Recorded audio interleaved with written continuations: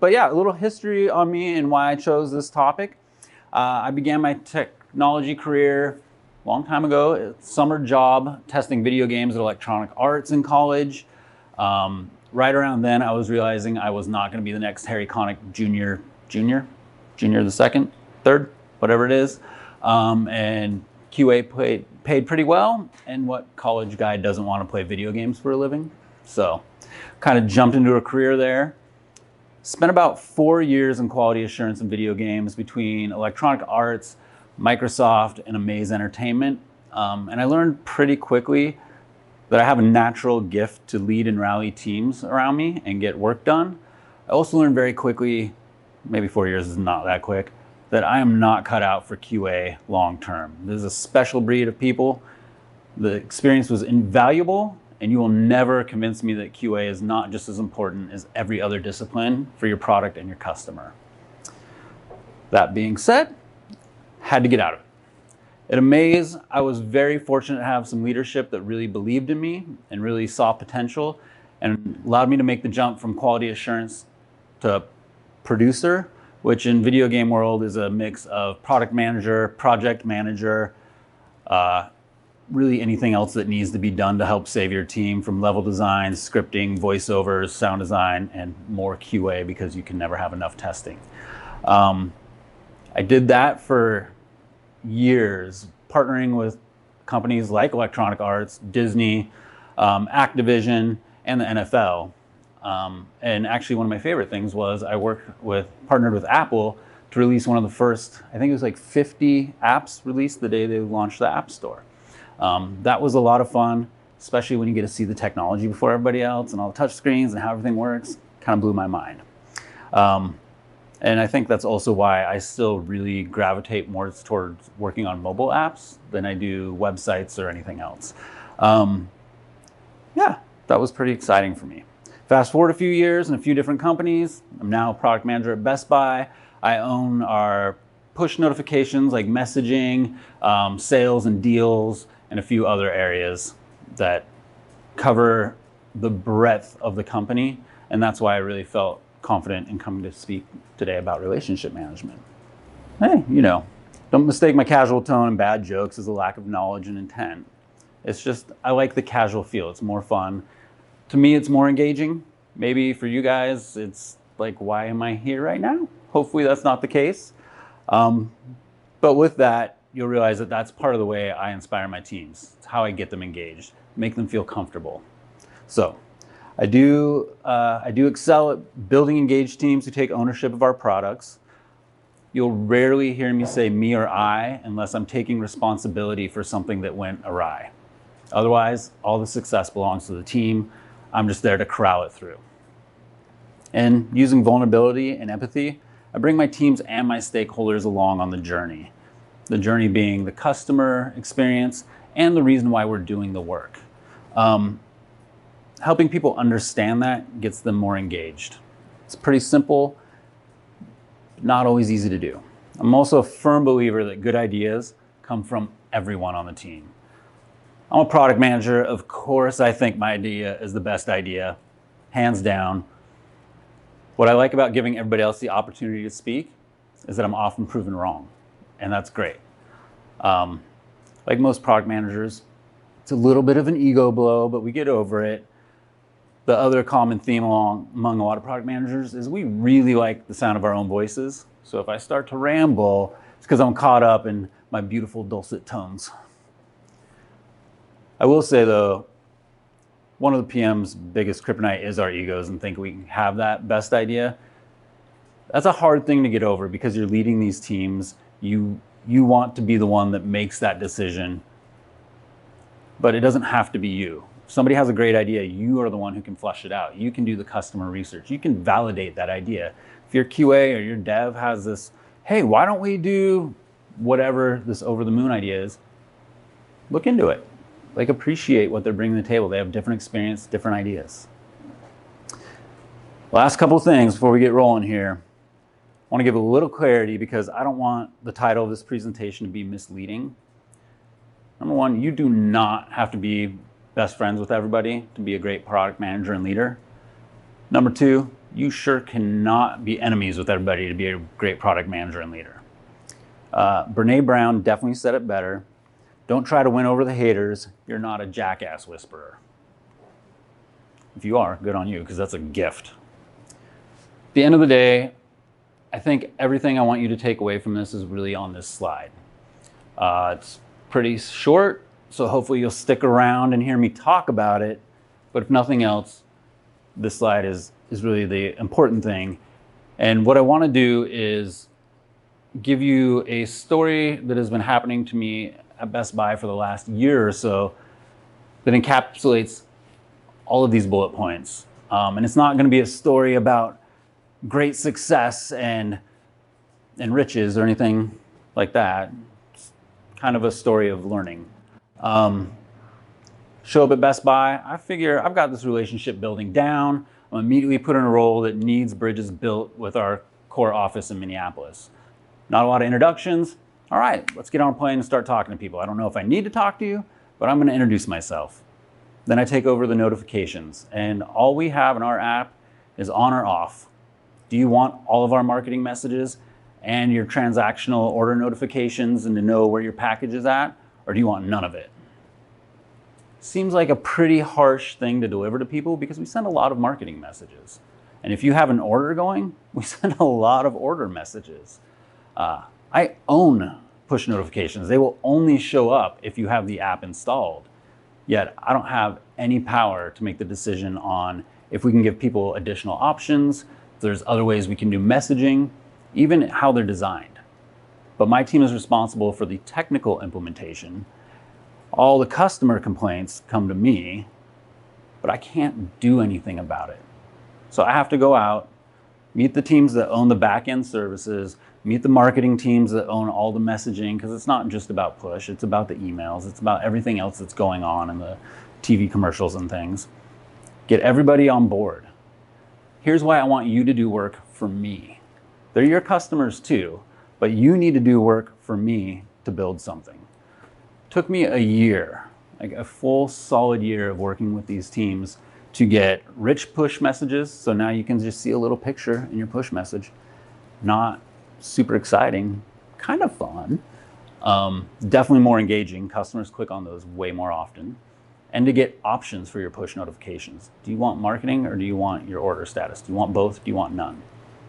A full year of reaching out to teams, building these bridges, interacting with them, scratching their backs here and there. And I really enjoy that process. The business doesn't always appreciate how long it can take though. And that's a story that really had to come up. I had to get these other teams who don't look at our customer, like the app customers' complaints. They don't look at it. The app is an afterthought. We're more worried about the website and everything. I had to get them to feel empathy for our customers. One way I did that was ask them all to turn on push notifications in their app for Best Buy. Turns out most of them didn't have it on. They didn't realize just how invasive it can be. I was kind of shocked by that, but it's a growing experience for all of us. I've been focused on apps most of my career. Most of them have never worked on an app. But once they started to get all those notifications and realize, just how invasive and how much we send, it started to slowly sink home. Listen to understand was the hardest part of this and is often the hardest part. It's a really simple idea. I'm just going to listen. What do you have to say? Cool. But often I'm hearing something else and I'm going to say, oh, yeah, okay. Oh, you want to solve that problem, or here's what you want done. Cool. Maybe I haven't taken the time to step back and say, well, what's the real problem we're trying to solve? And that is time and time again, a theme that will come up here is listening to understand, because it's so simple and so hard at the same time. But yeah, make your relationships more than just a transaction. Those bridges will go a lot further and last a lot longer. Like, people don't want to feel like a tool, both like the band or just something you're using to get stuff done. Empathy, trying to truly understand your customers. Your customers can be customers, they can be the business, they can be your teammates sometimes. It's hard, but the more open and vulnerable you are, you'll see people reciprocate that and appreciate that you are saying, hey, I'm being open. What can we do to help? Maybe we can't do that. And listening is always the most difficult for me. You can ask my wife. It's going to be an ongoing challenge all my life to not just interject, but it pays back in spades. Relationship management, essentially brand recognition and loyalty. I've not worked at a large company yet that didn't have some kind of customer relationship management team by one name or another. We're going to talk today more about your brand as a product manager, but I want you to know it's out there. It's all about building the bridges. Those bridges are good for people on both sides, so own it. Make it part of who you are. I am going to just totally read this part because I don't want to disrespect Maya Angelou, but paraphrasing her, because it is 100% true and you didn't pay enough to get a speaker of that caliber. There's no way you'll agree with everyone throughout the course of your career or life, but you will have the opportunity to treat everyone with consideration and respect. In Seattle, if the Seattle complexion doesn't give it away, I've got a lot of Scottish blood in me. With that Scottish blood comes a Scottish passion, or maybe temper sometimes. And it took me quite a while to learn that, one, not every situation or person needs my opinion. It's still hard for me to grasp sometimes. But sometimes people just want to be heard. They just want you to listen to them. They don't want you to solve their problem. In fact, that is so key to my personal life that my wife and I have agreed to start conversations with. I don't want you to solve this. I just want to be heard. And that's often that person will then start talking through a challenge they're having at work just to get it out in the open so they have a sounding board. They don't need anything back. That does also lead to, a diatribe about how do 3 small dogs bring so much dirt into the house any given time. It turns out the solution to that is not getting rid of the dogs. Learned that the hard way. What you might see in the workplace, though, is a team member showing up and saying, hey, I have this great idea. We should do blah, blah, blah. You might immediately recognize that is not a great idea. In fact, it's probably a horrible idea. Let them finish. Afterwards, you can lay out why it might not be the best idea, the research you might have, or whatever knowledge that maybe they haven't gleaned. Even better, ask them leading questions. Get them to arrive at that end result themselves. One of my favorite managers was like ninja level skill at that. And I remember the first time I recognized she was doing it to me, like just the light bulb above my head exploded, like, oh, I can still be taught. That's great. I started laughing in the moment and she was very confused. Asking questions or admitting a lack of knowledge is not a sign of weakness. That was a really hard lesson for me to learn. It's really a sign of courage. Admitting you don't know something or asking for clarifying questions when it sounds like a stupid question is being engaged. You are telling the person you're talking to that, wait, maybe I don't understand. Help me get there with you. You will save yourself a lot of pain in the long run with roadblocks you might normally run into by assuming you understand things. You'll build a better relationship anytime you ask questions. People are excited. They want to talk. I'm not going to say there's no stupid questions because there are. But in general, people want you to understand what they're asking because you will be able to help them better.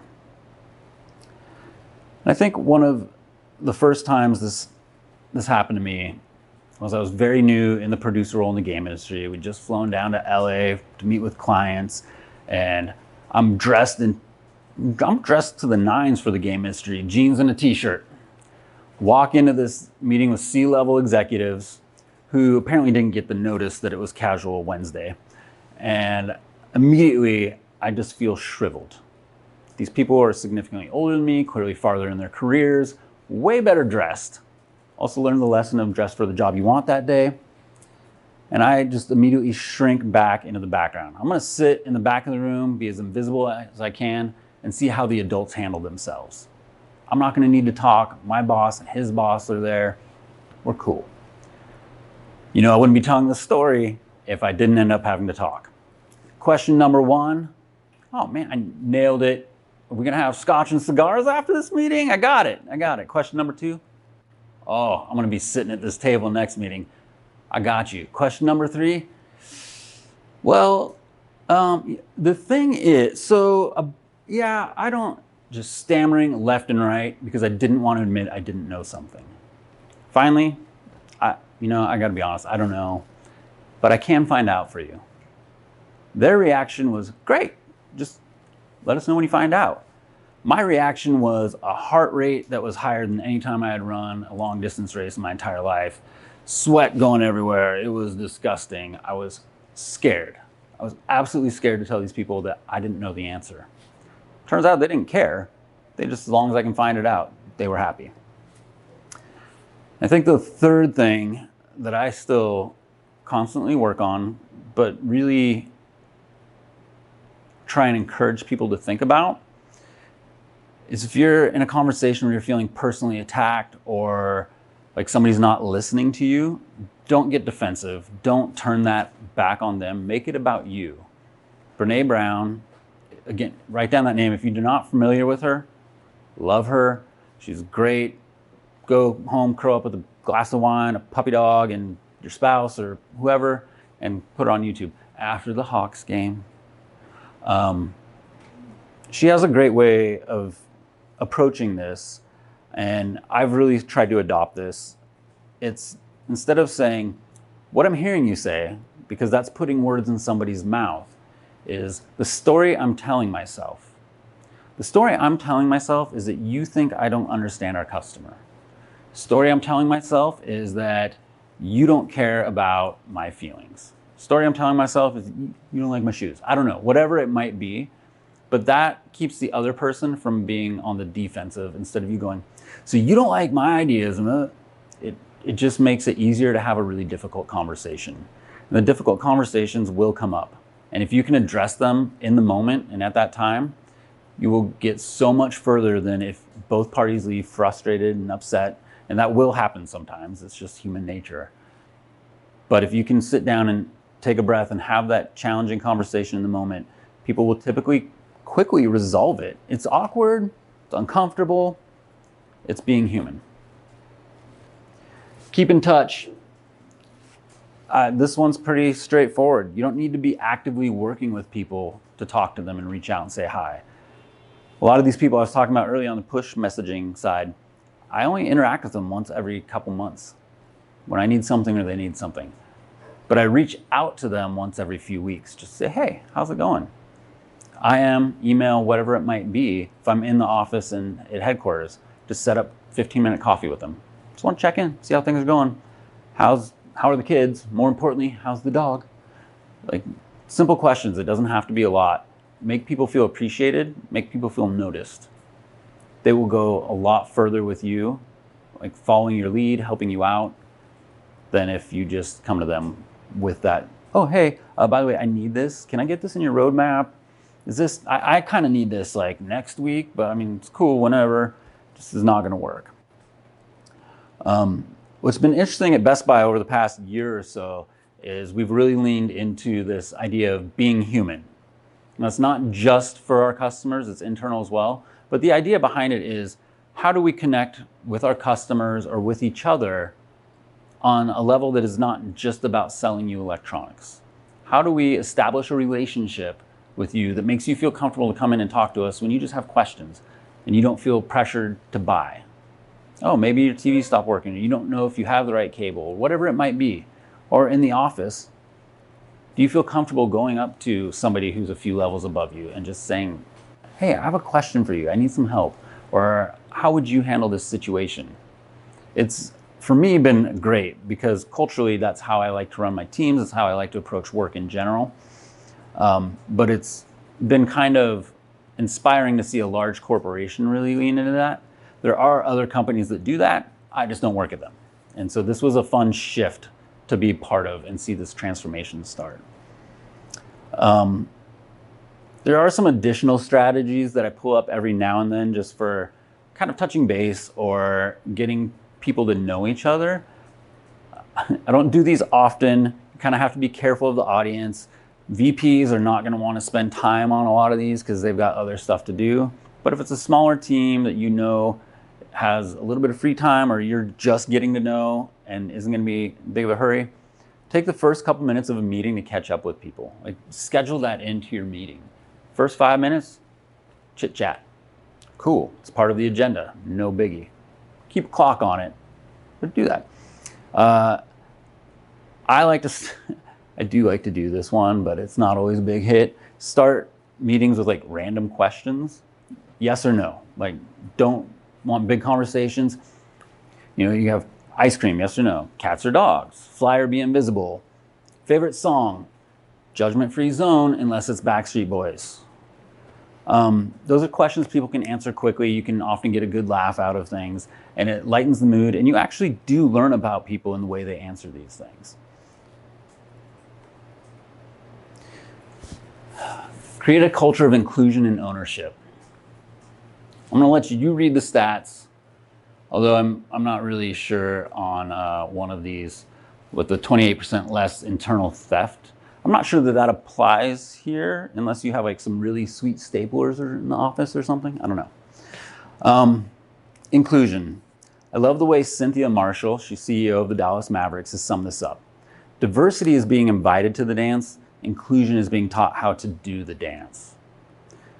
Great ideas come from everywhere. Like I said earlier, I like everyone on my team to feel comfortable bringing an idea to the table and having the opportunity to contribute, which will also give more of a sense of ownership and engagement. You can take it a step further, set up a template, or teach people who come to you with ideas often on the best way to pitch an idea. Here's what you're looking for. Here's the ABC that you want to cover, and really get to the point. And you can also set up just regular ideation sessions where, hey, we're going to spend 30 minutes every other week, and if nobody shows up, cool, meeting's canceled. If they show up, let's talk about what kind of ideas you guys have. What should we think about putting on our roadmap? The ideas that come out of these things, I have a developer on my team who's one of the quietest guys I know, but always has the most killer ideas. It just blows my mind every time you hear the whole team go, oh, yeah. And we have implemented quite a few because the research has backed up his hypothesis. He didn't do any research. He was just thinking about it while he was coding. It's crazy. Yeah, customer problem. I don't know how many of you work in like kind of B2C or want to. I'd be curious to know how many, I'm sure you've all heard the customer is always right. How many of you actually agree with that? Like maybe the customer is sometimes wrong, very wrong. Like, what is wrong with this customer? Well, this is clearly our opportunity to try empathy and exercise that. You will get into the habit of using your product and understanding it in a way that you designed. Like, there's just no way around it. You should be utilizing your products, whatever it is. You should be overly familiar with it. But because you were probably the one who wrote the acceptance criteria, you're probably the one who set it up for whatever specific use case, you also are the one you designed it for oftentimes. Hopefully you did research, you got customer feedback. Maybe you didn't. Or maybe people just started using it in a different way as well. And you're going, no, that's wrong. It's not wrong if it's helping them. It's different. And understanding that and putting yourself in their shoes can be challenging, but will also really expand what you're able to bring to the table later. Look for patterns when you're doing your qualitative research. Like if people keep pressing the wrong button or keep wanting something that you swear is the wrong way to do it, maybe somebody's wrong and it's not them. Business problems. If your customer is your business, it's not really a whole lot different, except for that oftentimes you don't really have a choice what you're going to do. One thing I've really noticed with having business partners involved is that they come to me with a solution, not the problem. And their solution might be great, it might not. But before I implement anything, I want to understand what the actual problem is. And that's where it comes back to asking a lot of questions, admitting you don't know things and trying to understand where they got this idea from. Business partners, I find to be the most fun in that way because you get more intimate engagement. You can sit down and hop on a phone with them. You don't have to set up a large test that's going to take hours. You can have them just walk into your office or to your desk and no, because this, like, oh, well, that's just a bug. That's not even supposed to happen like that. Like, we don't need to change the whole system. We can fix the bug, whatever that might be. But again, it's talking. It's being personable. It's trying to understand what they're really getting at. Stakeholders, on the other hand, any of you have a lot of stakeholders and are an expert in dealing with them? Because I still haven't figured that out exactly. And part of the reason for that is your stakeholders are your business, are your manager. Like, it can be a whole bunch of people. And one of the challenges is when everybody's a stakeholder, they feel like they have a say in how things are working. First thing I always do is find out who are the actual decision makers, who has power in this relationship. Not in a, oh, I'm in charge, but who really can put the roadblock on. All right, let's figure that out. We'll talk, we'll get on the same page. Everybody else, I'm gonna bring you along on the journey. I'm gonna explain to you why we're doing things and what we're doing. I'm not gonna ask for your permission. I'm not gonna ask for you to okay this design. I will ask you because you can stop me. But at the end of the day, you're gonna have to learn how to communicate with each person differently and in sometimes different times of the day, different vehicles. Some people want to be super involved, whether they should be or not. Other people who should be more involved and engaged just want you to make it happen. Trying to navigate that is a joy. It's a challenge that is never ending and is actually a lot of fun if you look at it like a puzzle. But that is one that I've never met anybody who's got it perfectly down. There are people who are more fluid and quick about it than others, but I think it's a lot of fun. Listen to understand. I don't know how many of you are familiar with this movie, but even at the moment I first saw it, this whole interaction jumped out at me as humorous. Obviously, that's why they did it, but also relatable because they're not actually listening to each other at all. They're in violent agreement of what's going to happen next. And that happens often when you're not actually taking the time to listen to somebody. So George Bernard Shaw said the single biggest problem with communication is the illusion that it has taken place. And I see that happen day in and day out in personal and professional relationships. It's, again, really hard. But some of the kind of tenets of listen to understand, don't interrupt. The best way to make someone feel like they're not being heard is to interrupt. And that goes back to the whole, not everybody needs my opinion. I really want to give you my opinion, even though I haven't heard what you're saying yet. But just take a second, breathe, no skin off your nose to let somebody finish what they're saying, no matter what it is. Pay attention. When someone is talking to you, look at them. Notice their body language, their eyes, listen to the tone of their voice. Really listen to them. Are you hearing stress in their voice that maybe isn't coming through their words? Or stress in their words that isn't coming through their voice? This, I think I really learned about in high school. I didn't know I was learning about this, but I just had this insecurity that people were always talking trash about me, making fun of me, whatever it was. And that I was convinced if I could just catch them in the act, when they were talking to me one-on-one, if I could just catch that one little tell, that one little giveaway, I'd catch them. I gotcha. No reason to think that. Nobody was talking about, well, maybe they were, but not to my face. And I have to say, though, that I really honed the skill of paying attention and cluing into things. It worked out great later on dating because you really can relate to people. But in high school, it was out of fear. I didn't want to be ostracized. I didn't want people making fun of me. I didn't want to be the last one to know about the joke being told about me. That was the story I was telling myself. It wasn't the story anybody else was telling. Listen with your body. Again, this kind of bullet point number 2 of pay attention. Turn towards the person. Lean in. Make eye contact. Give them that, oh yeah, oh good, go on. Whatever the leading words you want to use are, at the appropriate time, just peppering them in, doesn't really help anybody. But that interaction, that connection, you can feel it when somebody's really listening to you. Repeat what they said. This is another thing that doesn't come naturally to a lot of people, but take a minute.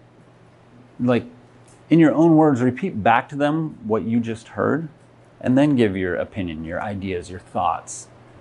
That way they'll understand that you really understood them, or very quickly realize that's not what I was trying to get at, and here's actually what it is. Save you guys a lot of time and go around. And that ties right into respond to what they said. Be honest and respectful in your responses. Remember to talk and listen the same ways that you'd want to be spoken and listened to. I mean, pretty simple in theory. It's not, but it's a simple theory, and it's something that the more you can practice and engage in, the better you'll get. There'll definitely be times where no matter how good you are, you're not going to practice that. You're going to immediately be triggered by something. You are going to get excited. But more often than not, if you can take a second and repeat back to somebody what they said before you give your input, they'll be much more open to it. Still, we're just cruising through this. You guys might get out of here early. Because you know what? We're almost done, everyone. Hooray! Kind of. Influencing without authority, as I said earlier, was a concept that was basically, I wasn't introduced to until much later in my career. If you're currently a PM, you already know what this means. If you're working on going towards that career, you'll learn what it means. Because so often you have to influence people and bring them along on a journey and get them to buy into what you want to do, where you cannot make them do it. That happens in a lot of personal relationships too, I think. But in this regard, you'll end up building relationships that are empowering to everybody involved. And when people feel empowered and feel that ownership, they get more engaged. The quality of the work will go up. It's a benefit for your customer and your teams if they feel ownership and engaged. And they're more likely to follow your lead, which, if you're trying to influence without authority, is huge. A term that I hear tossed around every now and then, kind of in this regard, is relationship currency. While it's not wrong, I personally don't like that. It makes it feel transactional. What are we going to trade to make things happen? What am I going to check off my list so that you'll do work for me? Am I just saying hi to butter you up before I ask you to do a bunch of work? Am I just asking about how your day was because I know at the end of that answer, I'm going to say, by the way, I really want to put this project on your roadmap. It's not wrong. I mean, you are kind of doing that. But if you are acting genuine, people can tell the difference. And it's more enjoyable to make those interactions and relationships more enjoyable. Attitude. Be prepared. Don't waste people's time. It's pretty simple.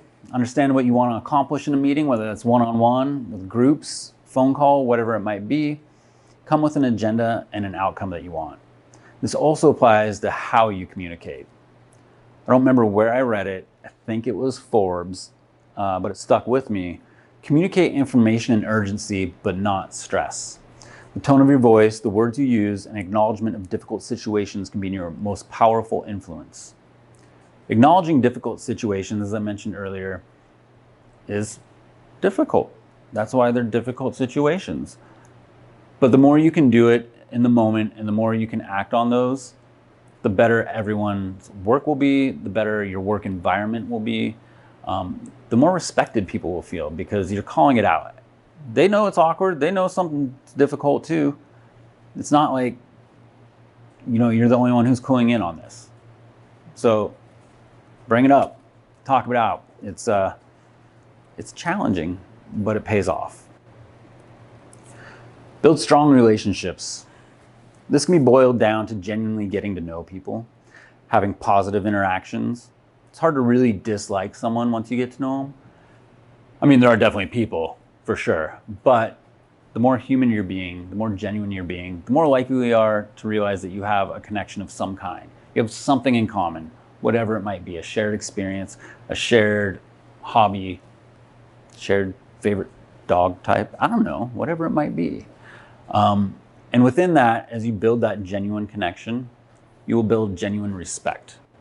And the more people respect that you're respecting them, the more, again, they're likely to jump in and help you out and follow your lead. They're going to expect the same from you, and hopefully you'll be able to return that. Actively listen. Hopefully you heard me the first time. I think we covered that one pretty well. Show appreciation. I didn't really cover this, but everybody likes to feel valued. Everyone.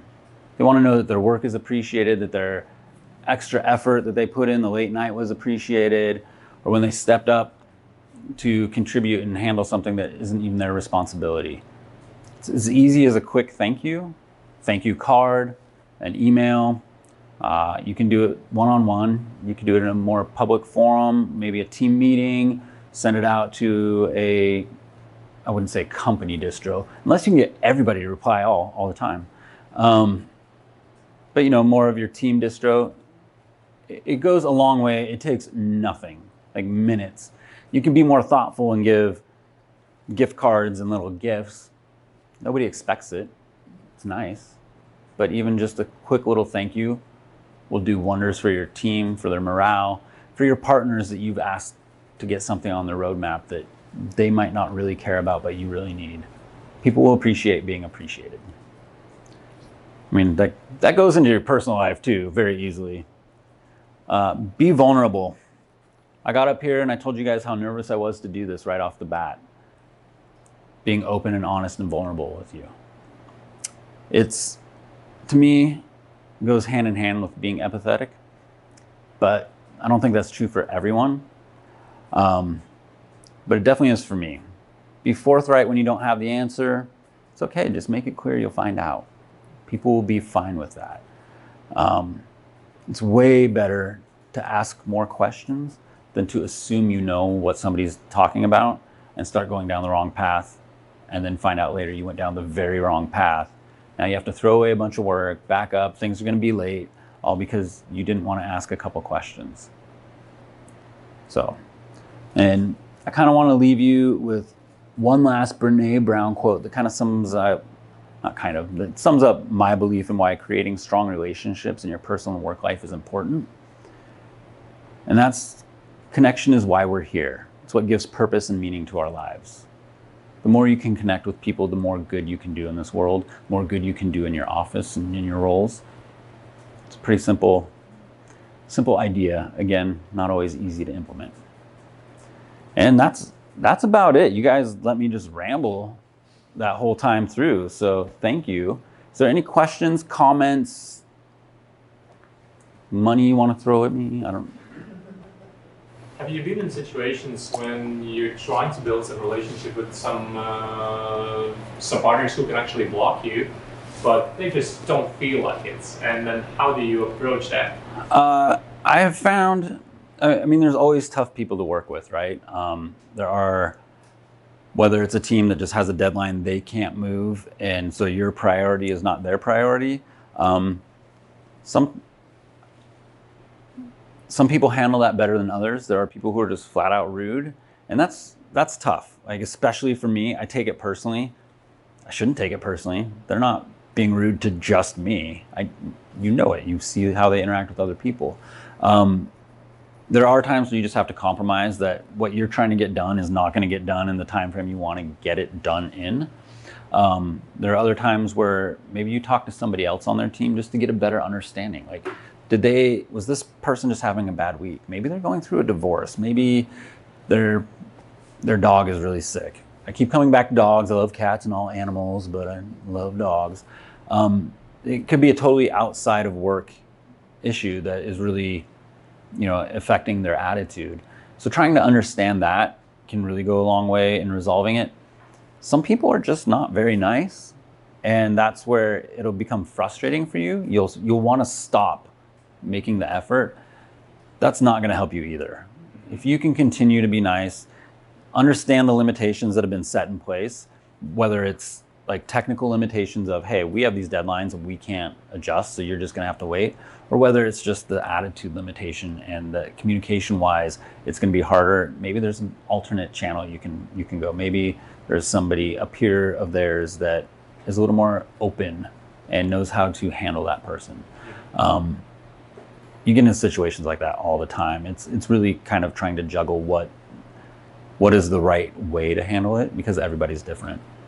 At the same time, have you been trying more ways to find a way to access and just them? keep hitting your head against the brick wall? Yeah, because actually they are the ones who might be blocking you themselves, and you can need their attention, but they just don't. Yeah, I mean, you're not on their priorities list at all. Yeah, so one of the things I don't like to do, but is sometimes necessary, and I will always tell somebody, hey, I'm gonna have to escalate this. I'm gonna have to go above your head because this needs to be done for X, Y, Z. I just want you to know I'm gonna loop in our managers or whoever needs to be looped in. I would never do it behind somebody's back. That just creates more friction. Even doing it, even including them on it, tends to create a lot of friction, but sometimes it has to be done. And there will be those people that you just can't break through. And I wouldn't say it's a last resort, because if things are time sensitive, you need to raise that flag quicker than later. It's not ideal. It's not the most friendly thing to do. It happens regularly in business because, again, my priority isn't necessarily your priority, but you might not understand why it's such a priority for me, and you might not be listening to why it's such a priority. So in that case, you're at fault, because it's your job and duty to make sure that they understand what your priority is, the higher one. Because at the end, it's all for the same company, right? For the same customer. in theory, yes. In this particular scenario, I'm going with somebody, because there are people who just won't listen. They don't care. Like, this is not my I product. think there's a value in trying to understand what motivates and drives them, and why is their priority is the most important thing in their head, right? So maybe you're wrong. Could be. Maybe the only option here is to step back and to align into a timeline which would suit them better than you, right? So it's not about butting heads and getting your thing through. It's about really understanding what's the value for the customer and the value for the business. Because when you do try to escalate those things, that's the first thing that's going to be asked. They're not there to referee, like the upper level management. They're there just to do the right thing for the customer and the bottom line. So like that understanding has to come across. Yeah, and sometimes it just doesn't. Regularly run into people who just don't want to hear it, and that's unfortunate. I have had one situation where the person had both leaders telling them that it needed to be done, and they still fought it. And they had to do it. Like, it was the right thing to do in the time frame that it needed to be done, but they were just adamant that it wasn't work that was going to benefit them. And they were just about them. They didn't end up being at that company very long. I was going to say, that's the result that happens. Yeah. But you will run into it. But yes, you're absolutely right that sometimes you're wrong, and you need to be able to hear that. I mean, not me, all the rest of you. But you people. Yeah, you people. No, it happens to everyone, because I like to think that I have a broader understanding because I try to approach things with understanding where people are coming from first. But I'm not always right. You can't be always right. You don't know everything. So, yes, that was a very good point. Thank you. Yeah, so one of the things you brought up was that really resonated with me was communicating information with urgency but not stress. And sometimes you have a lot of pressure, and so it's hard not to show that stress. Mm-hmm. So I was just wondering, like, what are your ideas or thoughts or approaches in doing that? Yeah, I don't know what fields everybody works in, so this might not apply to you, but I regularly tell my teams, like, we're not curing cancer or saving lives here. Like, this is a priority and we need to get this done. But at the end of the day, it's retail industry. Nobody's going to die if this slips by a day or two. Share that with leadership sometime and see how it goes. But most people will understand that if you're doing the best you can do and you can show them you're doing everything you can do to get whatever it is accomplished, if it's going to be late, it's going to be late. And sometimes that just happens. Nobody wants to hear that. But you can approach your team instead of the, we have to get this done yesterday. Hey guys, it's really important for the business that, you know, we missed something or the business missed something, wherever the miscommunication happened, that we prioritize this and get this done as fast as we can. Is anybody available to work tonight? I'll buy dinner, whatever it might be. That's more of the positive. They don't need to hear, like, even if you are being told there's a gun to your head and you have to do this immediately, your team's not going to work better in hearing that. So it's really about just how you're delivering the message, the tone of your voice. We've all had managers in situations where you're like, this has to be done. There is this bug that we're losing millions of dollars a minute, whatever it is. That's a super high priority and high stress situation. But yelling and freaking out, not going to solve it any quicker. And it's just going to make people not enjoy solving it. So it's really about, I think, tone of voice and words, and you'll find your own voice in that. And it is hard sometimes when you see the numbers that are coming in of whatever might be happening. But internalize that stress. Don't share it with the team. And the other thing that I thought was interesting is the vulnerable. So you gave the example of admitting that you don't know something, but I don't know if there's any other examples you can provide about that. Or, Yeah, I mean, there's all kinds of things you can open up about, whether that is not knowing something or you are having imposter syndrome and maybe feel like you don't belong where you're at. It's okay to admit that. Most likely you're wherever you are for a reason. People see that in you just because you feel like you're maybe not there. And that's a really hard one for people to admit.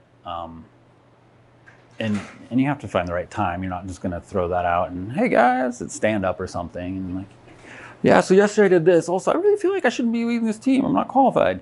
Not the best time. But you can confide in the right people and be open about it. People will be a lot more understanding than you think if that's something that you experience. I find a lot of the vulnerability to happen in the one-on-ones more than the group scenarios. People opening up to you as a manager and leader about if they're struggling with the work, if they're having problems at home. People come to me with their problems at home all the time. Whether they're afraid it's impacting their work or they just need somebody to sound off to. That's not you being vulnerable, but that's handling somebody else being vulnerable and giving them a safe place to do that goes a very long way. And I don't want to stand up here and pretend I'm the expert in all this at all. There's people who are doing a lot more coursework and studying. It's just something that I really believe can make your work much more enjoyable and engaging, and really help you build up quality teams. So. Tips on how we can engage more with leaders, like from the training business unit? That's a tough one because there are leaders who, depending on what level they're at, I've not met a good leader yet who won't take the time to sit down with anyone. That being said, there's a lot of leaders who are not good, and trying to touch base with them or create a relationship with them, they're not interested if you can't show them exactly what it benefits you bring to the table for them. That's hopefully not usually the case, but you'll run into it. Most other leaders, I think just reaching out saying, hi, I would love to set up 15 minutes coffee with you or 30 minutes on your calendar if I can find it. And here's what I'd love to talk to you about is XYZ. Like, be clear in your intentions and what you're hoping to gain from the interaction. I really appreciate what you said at this town hall, or I've seen you do XYZ. I'd like to understand how maybe I could learn from you in that capacity. Could we set up some time? But it's being mindful that at the end of the day, probably you're going to benefit more from the relationship, and not that that's a problem for a lot of people. especially good leaders, they want to help bring people up. They're there to bring anyone who wants the help and can use the time or the relationship. But if you're just like, hey, I know you work in this other division, and like, do you want to, like, can I get coffee sometime? It's not very purposeful and probably not very meaningful. Does that kind of answer your question?